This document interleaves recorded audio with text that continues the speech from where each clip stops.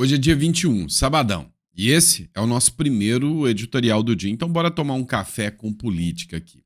Vamos entender o que está acontecendo. Ontem, um cara resolve atacar um deputado de direita e realizar falas antissemitas contra ele.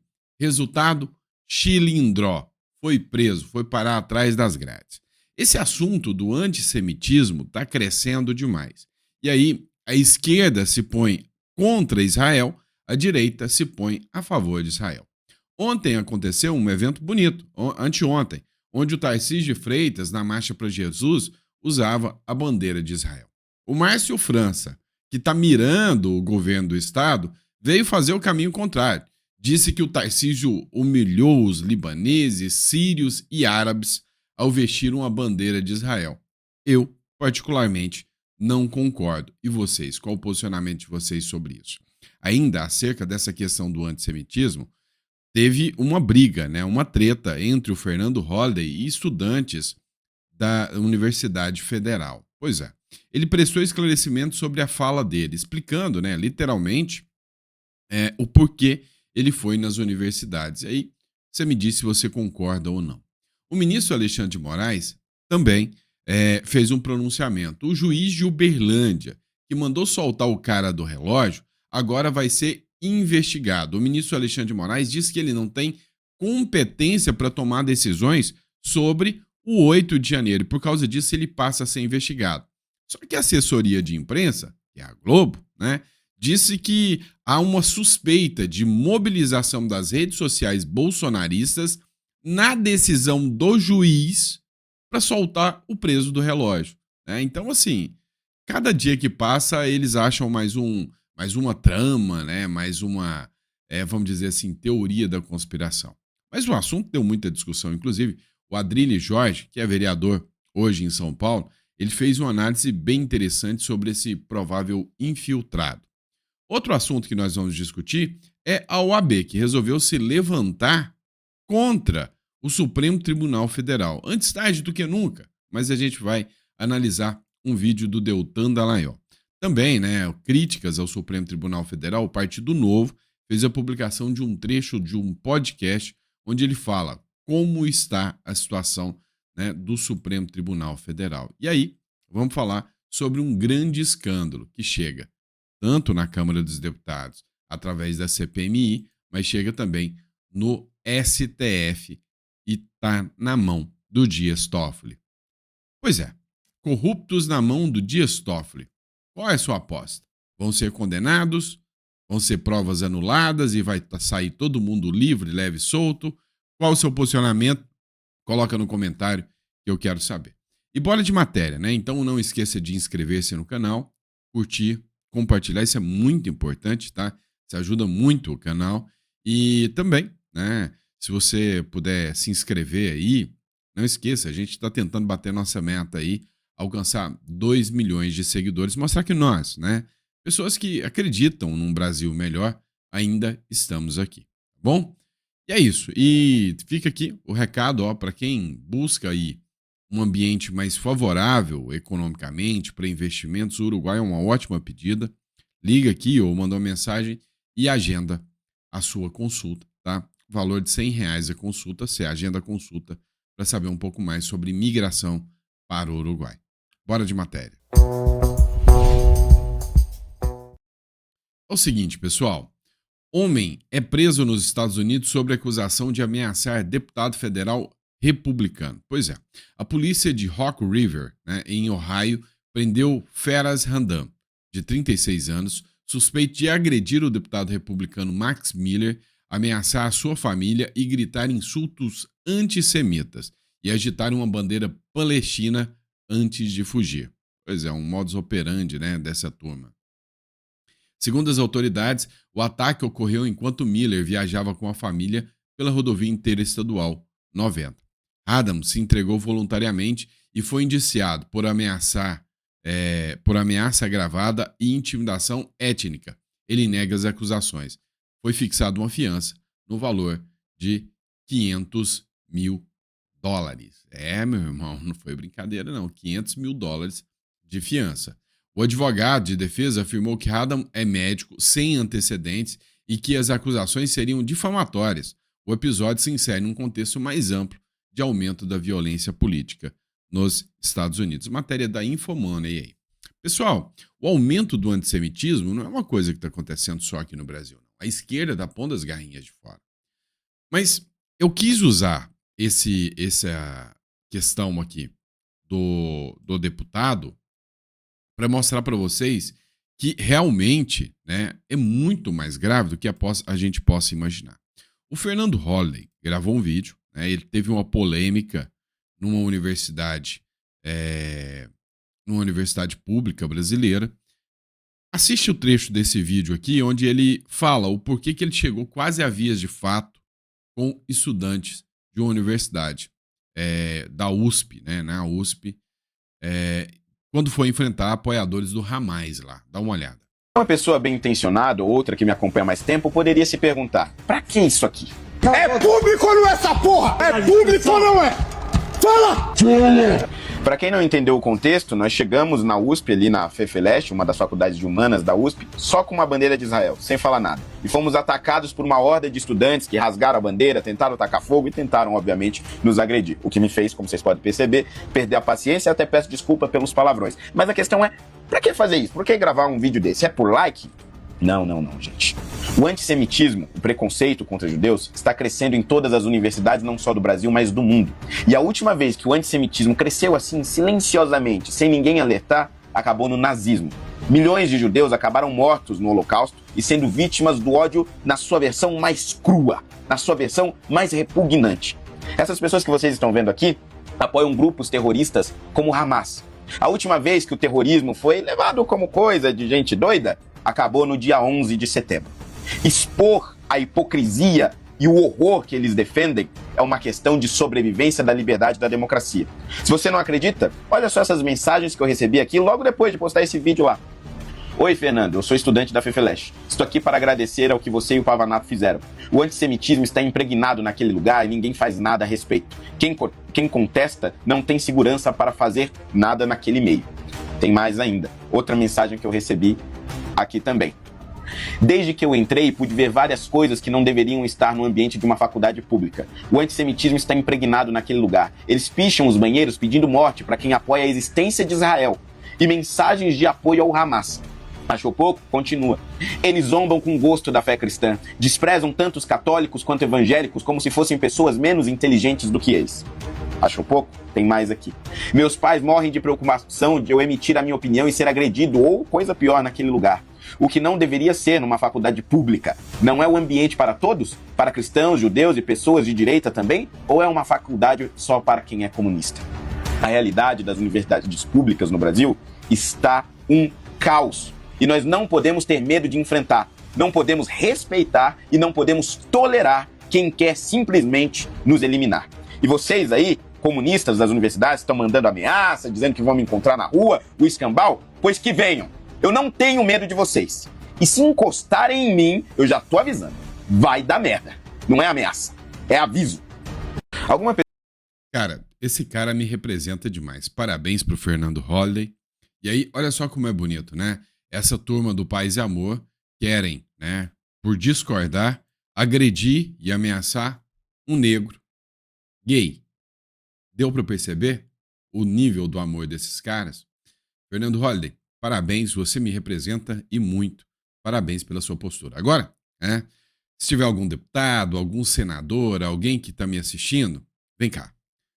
Pega um desses papeizinhos aí que vocês apresentam projeto de lei e faz o seguinte. Quer resolver o problema da doutrinação nas universidades públicas brasileiras? Cola com o pai aqui que o papai vai ensinar vocês, tá? Presta atenção. Coloca um projeto de lei falando que para fazer a matrícula em universidade pública, você tem que fazer um exame toxicológico na hora da matrícula e na hora da rematrícula. Se você tiver com o toxicológico positivo, você é expulso da universidade. Acabou. 80% dos estudantes serão expulsos no outro dia, vai abrir vaga para quem quer trabalhar de verdade e não quer ficar aí doutrinando ninguém, né? Então, Professores com toxicológico, alunos com toxicológico, acabou o problema. Tá aí, ó. Fica a dica, deputado e senador que quiser, é só fazer isso. Mas vamos lá. O Márcio França, né, tá pleiteando uma vaga para o governo de São Paulo.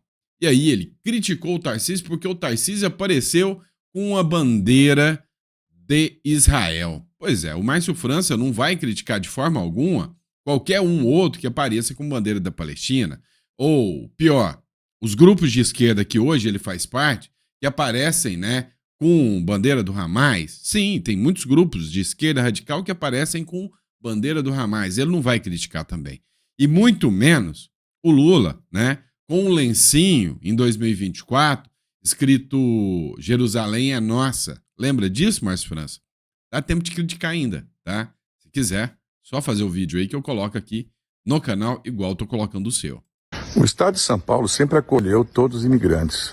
Quase todo mundo em São Paulo veio de outro lugar. O governador de São Paulo humilhou toda a comunidade ontem, árabe, síria, libanesa, que são milhões.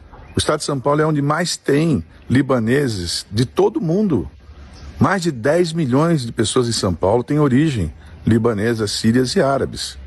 Sinceramente, fazer um gesto de humilhação apoiando alguém para poder humilhar esses povos é um erro grave do governador de São Paulo que não tem nada a ver com guerra, nada a ver. São Paulo é um estado da federação, não tem que se meter em guerra de ninguém. O estado de São Paulo... Vamos lá, o estado de São Paulo não está se metendo em guerra, tá? Vamos deixar claro que não é de hoje que a Marcha para Jesus sempre teve uma ligação muito grande com Israel, tá? O que está se dizendo agora que o Tarcísio está se envolvendo em guerra por usar uma bandeira de Israel não é muito justo. Afinal, né, o Márcio França faz parte da base do governo. As críticas ao governo Lula eu não vi, né, vindos do Márcio França. Tá bom? Bora para a próxima. Seguinte, pessoal. Vocês devem saber o caso do cara do relógio, né? O ministro Alexandre de Moraes afirmou que o juiz errou ao progredir a pena do condenado antes de 25%. Né? A regra é que 1/6 da pena você já pode fazer a progressão do regime. Mas o ministro Alexandre de Moraes falou, né, que o caso do relógio foi com violência e grave ameaça. Só se foi o relógio, né? Vamos ser sinceros aqui. O que a gente sabe é que os ataques do 8 de janeiro são deploráveis, são reprováveis por qualquer cidadão que tenha minimamente uma seriedade. Os ataques do 8 de janeiro foram ridículos. Agora, da forma que estão pintando, né? Associação armada sem armas. Não, mas presume que o militar, se tinha militares, presume-se que tinha arma, porque eles gostam mais das armas do que suas mulheres, né? Falas de um ministro supremo. Agora, olha só a fala do Alexandre de Moraes aqui no caso, e o juiz de Uberlândia passa a ser investigado a partir de então. O ministro Alexandre de Moraes, do Supremo Tribunal Federal, diz que o juiz Lourenço Migliorini, da Vara de Execuções Penais da comarca de Uberlândia, no Triângulo Mineiro, não tinha competência para soltar o homem que destruiu um relógio histórico durante os ataques do 8 de janeiro de 2023. Antônio Cláudio Alves Ferreira havia sido condenado a 17 anos de prisão pelos atos antidemocráticos, mas deixou o presídio Professor Jaci de Assis após ter progressão de pena para o regime semiaberto, pelo juiz da comarca de Uberlândia nesta quinta-feira.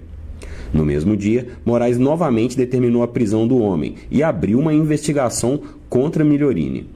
Segundo o ministro do STF, a corte não delegou a tomada de decisão sobre os condenados pelo ato de 8 de janeiro para outras instâncias. Abre aspas.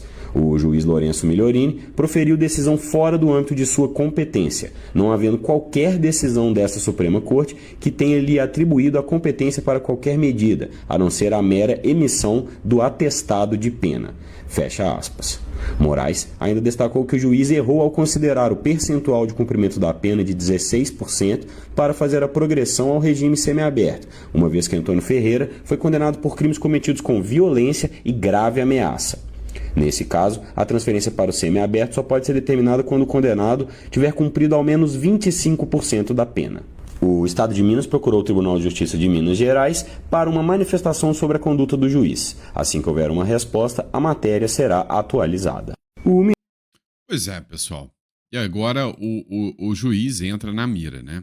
Olha só o que o pessoal da Globo News, da assessoria direta de imprensa, está dizendo aqui acerca, né, do juiz. A Eliane Cantanhede diz que o STF vê suspeita de mobilização de redes bolsonaristas em decisão de juiz para soltar preso. Redes bolsonaristas? Decisão do juiz? Progressão de regime? Como assim? É lícito a um juiz analisar o caso e dar a progressão de regime? Erro?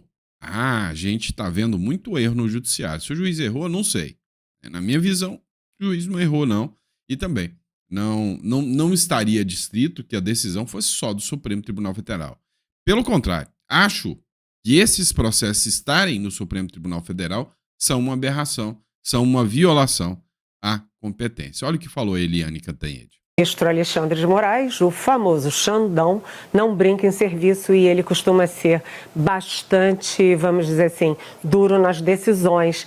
Ele, no caso, por exemplo, a suspeita cá para nós, não é, no Supremo Tribunal Federal, é de que esse juiz que o ministro Alexandre de Moraes, inclusive, mandou, de certa forma, investigar, saber quem é esse juiz, qual é a motivação dele, ele, no Supremo, há uma possibilidade, uma suspeita de que possa haver ali uma tentativa de usar esse caso do mecânico que quebrou um relógio que foi doado para Dom João VI, ao soltar esse cidadão, que esse juiz pudesse estar usando esse cidadão e esse fato para mobilizar as redes bolsonaristas que são contra as penas que eles consideram muito altas para os envolvidos, os criminosos de 8 de janeiro. Esse cidadão que quebrou o relógio, ele foi condenado a 17 anos de prisão, entre outras coisas, por tentativa de abolição violenta do Estado Democrático de Direito. Neste caso, ele só poderia ter progressão de pena, ou seja, só poderia ser liberado para prisão domiciliar, por exemplo, depois de cumprir 25% da pena. Só que ele foi condenado a 17 anos, ficou preso 2 anos e meio, isso corresponde a 16% da pena, portanto, ele não está dentro da regra para liberação, primeiro. E segundo, cá para nós, você não precisa ser um gênio do direito, né, Camila Camarote, para saber que um juiz não tem o poder para tomar uma decisão que foi tomada pelo Supremo Tribunal Federal. Quem mandou prender, quem condenou e mandou prender foi o Supremo Tribunal Federal. Portanto, o juiz não tem poder para derrubar essa decisão da cabeça dele. Então, esse é o nível do jornalismo. Ai, o Xandão, ele é implacável. Vem cá. Não é possível que esse é o nível do jornalismo. Uma coisa que eles falaram aqui, que para mim é estapafúrdia, é absurdo, é que as redes bolsonaristas iriam se inflamar para entender que há uma condenação injusta. Peraí, eles não devem estar entendendo nada. As redes bolsonaristas, né, como é assim que eles dizem, né, e eu acompanho, eu vejo postagens do pessoal, eles detestam esse cara do relógio. Eles chamam ele de infiltrado. Pelo contrário, ao liberar esse cara do relógio, inflamou no sentido contrário. Todo mundo, mas como assim? Como é que vocês soltam esse cara e deixa a Débora presa, né? Olha a insanidade dessa turma. Veja, por exemplo, bolsonarista que ela falou, né? O Adrilles Jorge é bolsonarista. Redes bolsonaristas, né?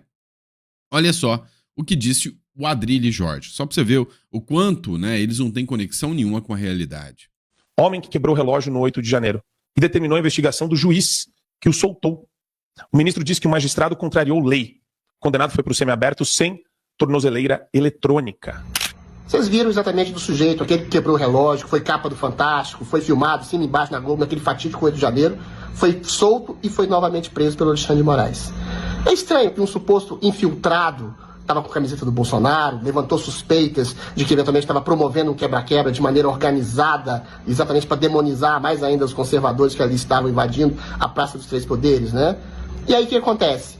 Ele foi solto por uma questão de progressão de pena, mas foi imediatamente preso novamente pelo Alexandre de Moraes. É estranho, né, que nenhum jornalista, nenhum influenciador, nenhuma pessoa do governo foi lá entrevistar o sujeito, saber da sua história, saber se ele era realmente um invasor ou se era um infiltrado. Nada foi feito. Ou seja, a mídia e o judiciário andam mancomunados exatamente para estabelecer um princípio de demonização de todas as pessoas que estavam aqui e não queriam investigar nada, até porque a investigação poderia ser ruim para o judiciário, ser ruim para a causa de demonizar, perseguir, censurar e prender conservadores, né? Não só não quiseram ir atrás dele, mas o Alexandre de Moraes foi atrás do juiz que o soltou segundo um procedimento burocrático normal da justiça, da progressão de pena especificamente, né?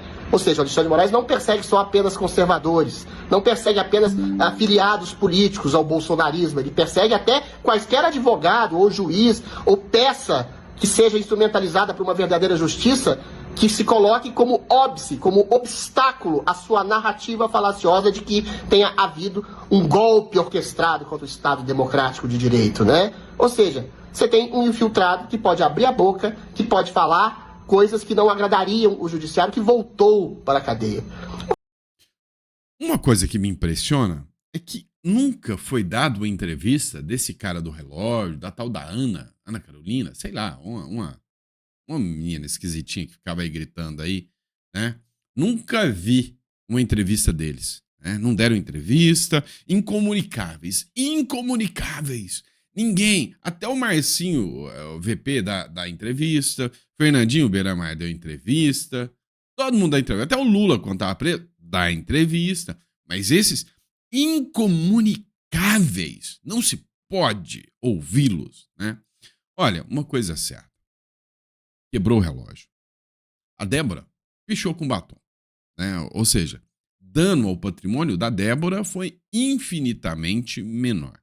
Teve um cara que queimou uma estátua da Borba Gato, um esquerdista. Deu nada com ele, né?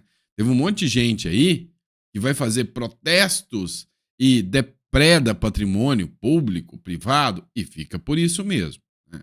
Olha, todo mundo sabe que isso se tornou uma grande narrativa que saiu do controle. Agora, não tem como mais voltar atrás. Então, eles têm que manter a narrativa, custe o que custar. Voltar atrás vai escancarar uma justiça partidária. E por falar nisso, olha só, o Deltan Dallagnol, ele fez um vídeo onde ele publicou sobre a atuação da OAB, né? A OAB participando no sentido de questionar o ministro Supremo Alexandre de Moraes. Assiste o trecho desse vídeo aqui do Deltan Dallagnol comigo. OAB versus Alexandre de Moraes. O quê? A OAB acordou. Finalmente ela reagiu aos abusos de Alexandre de Moraes? Que história que é essa? Que história é essa de que a OAB está enfrentando os abusos de Moraes contra o advogado Eduardo Kuntz? Aquele que conversou no Instagram com Mauro Cid. E eu que estava achando que a OAB só existia mesmo era para cobrar anuidade. Ou será que... Eu acho ainda, né? Para ser sincero, eu ainda acredito que a OAB só serve para cobrar anuidade, né? Todo ano o boletim chega ali. Que eu estava certo. Nesse nosso encontro com justiça, eu vou te mostrar 3 coisas. Primeiro, o pedido do advogado Eduardo Kuntz feito à OAB. Em segundo lugar, o que a OAB fez até agora. E terceiro, qual que é a minha aposta do que a OAB vai de fato fazer nesse caso. Então fica aqui comigo que depois eu vou te falar qual que é a minha aposta e eu vou querer saber qual que é a sua. E bora então direto ao primeiro ponto com essa notícia aqui que saiu no UOL na coluna da Raquel Landim. Dá uma olhadinha aí comigo. Eu discuti essa matéria aqui com vocês, né? O advogado que gravou o CID aciona a OAB e fala em criminalização da profissão. A gente já tinha debatido isso aqui. É um verdadeiro absurdo, né? É insano que um advogado que tem contraditório, ampla defesa, é um serviço essencial à justiça, passe a ser investigado, porque ele teve diálogos, ele buscou provas para mostrar que a delação era coagida e que o seu cliente é inocente. Olha que absurdo. Ó, advogado que gravou CID aciona a OAB e fala em criminalização da profissão. Gente, isso foi o que o Kuntz fez e esse aqui era o movimento esperado do Eduardo Kuntz. Afinal, ele não tem muito para onde correr. Ele não tem muito o que fazer nesse caso, porque do outro lado está simplesmente Alexandre de Moraes, o supremo mais supremo de todos. Mas agora bora para o segundo ponto com essa notícia aqui que saiu do Estadão. Olha aí. OAB versus Moraes. Advogado diz que tentativa de calar a defesa não será admitida. O quê? Não. Eu não acredito. Eu não acredito numa coisa dessas. A OAB finalmente acordou. Ela se mexeu contra Alexandre de Moraes. É sério isso? Não é bem assim, né? Infelizmente não é bem assim. O que aconteceu? OAB, lógico, é prerrogativa do advogado. Toda vez que instaura-se um inquérito, uma investigação, a OAB vai apurar e vai atuar junto desse advogado. E aí, nomearam um advogado de verdade. E o advogado, que vai fazer a representação do Kuntz, chegou e falou, não vão calar a defesa não vai ser admitido, nós vamos fazer a defesa do advogado e o que vocês estão fazendo com ele é absurdo. Eu só posso estar sonhando. Não. Eu preciso conferir isso aqui com certeza, para ter segurança de que é isso aí mesmo. Bora então ler para ter certeza de que isso aqui, na verdade, não é uma fake news, que isso aqui é real. Olha aqui. A Comissão de Direitos e Prerrogativas da OAB em São Paulo escalou o advogado Renato Marques Martins para defender o criminalista Luiz Eduardo de Almeida Kuntz, alvo de inquérito da Polícia Federal por suposta obstrução de investigação do plano de golpe. Ah, gente, agora tá explicado, né? Não foi a OAB Nacional do Beto Simonetti, não. Aquela tá totalmente acovardada perante o Supremo. Não, foi a OAB de São Paulo, do Leonardo Sica, um dos presidentes das seccionais da OAB mais corajosos do Brasil, que já deu inclusive entrevista para o Estadão detonando o Supremo. Olha aí, ó. STF virou grande tribunal criminal com poder desmedido, diz presidente eleito da OAB de São Paulo. Então senta o dedo com força no like se você concorda aqui com ele e presta atenção aqui. Agora sim ficou claro, gente. Ainda bem que existem homens como Sica na OAB de São Paulo para fazer o que é certo. Porque se a gente fosse depender da OAB Nacional, o advogado Eduardo Kuntz seria assim enforcado em praça pública pelo Supremo e a OAB ia estar lá na frente batendo palmas para os ministros. Bora ler aqui a nota da OAB de São Paulo em defesa do Kuntz. Dá uma olhada aqui, ó. A instauração de uma investigação contra um advogado que nada mais fez do que bem e devidamente exercer a defesa do seu cliente, verificando se as acusações contra aquele eram verdadeiras ou falsas, representa uma tentativa de calar a defesa que não deve ser e não será admitida em uma sociedade democrática, disse Renato Martins, mestre em Direito Penal pela USP. Pois é, né? A gente assusta quando a gente vê jornalista que faz jornalismo. A gente assusta quando a gente vê advogado que advoga pela justiça. Não é? Não deveria ser assim, né? Deveria ser no caminho contrário, né? Deveria ser, assim, assustador quando eles fazem o errado, né? Mas é o que o Brasil se tornou. Vamos lá, pessoal. Vamos falar de um dos maiores escândalos de todos os tempos que acaba de chegar no Supremo agora. É o seguinte, pessoal, o Ciro Nogueira está buscando e brigando, né, para que a CPMI, fiz agora, né, CPMI do INSS tenha uma mobilização para que seja imparcial. É o seguinte, o governo Lula está querendo repetir, né, o que ele já fez nas demais CPIs, né, o que ele fez no 8 de janeiro, o que ele fez naquela CPI da Covid, onde todo mundo só detonava, ou seja, parece que a esquerda sempre domina as CPIs, né? Menos de um dia depois do presidente Davi Alcolumbre ter feito a leitura formal do pedido de abertura da CPI do INSS, as legendas começam a definir os nomes que vão integrar o colegiado. Embora esteja no arco governista, siglas como PSD e PP escalaram parlamentares com posicionamento crítico ao Planalto. O PL por sua vez, admite que não terá relatoria. É óbvio que não vai ter, né? Ele não tem condição de ter, né? Eles não vão entregar para ele. O PL, por sua vez, admite que não terá relatoria e se organiza para indicar os integrantes da CPMI. Na Câmara, o PSD indicou o deputado Sidney Leite, que é do Amazonas, como titular, e o deputado Carlos Sampaio, de São Paulo, para suplência. Leite é autor de um projeto de lei que visa impedir descontos automáticos em aposentadorias vinculados à associação. Olha, eu vou falar uma coisa para vocês. Essa CPMI, o governo Lula está achando que vai dominar. Só que uma coisa é fato. Ninguém, mas nenhum deputado, nem do PT, vai querer colocar a digital dele para sacanear os aposentados, tá? Então, assim, a partir do momento que começar a sair dados e investigações, isso vai começar a ficar escancarado. Só que o que a gente percebe, já tem um esquema, né, bem estruturado desses sindicatos aí, inclusive, acabou de sair uma matéria agora da Jovem Pan dizendo que o sindicato do irmão do Lula articulou para colocar esses descontos até no Bolsa Família, queriam colocar até no Bolsa Família, e aí agora foi para o Supremo Tribunal Federal. O Supremo Tribunal assume investigação sobre descontos indevidos em aposentadorias e pensões do INSS.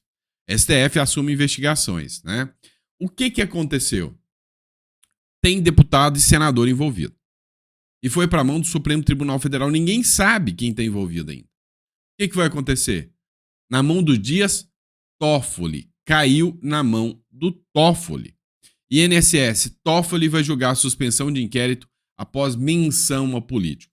O empresário Maurício Camisotti pediu ao ministro Dias Toffoli, do Supremo Tribunal Federal, para suspender um dos inquéritos da Polícia Federal que investiga a farra de descontos indevidos sobre aposentadoria do Instituto Nacional. Quem aí aposta que o Toffoli vai dar o pedido e vai anular esses inquéritos aí, né? A minha aposta é na anulação dos inquéritos. E você, o que você acha? Coloca no comentário que eu quero saber, tá bom? E é isso, pessoal. Obrigado por ter acompanhado em um editorial aqui com a gente. A gente volta ao meio-dia com mais conteúdo para vocês. Grande abraço e até a próxima.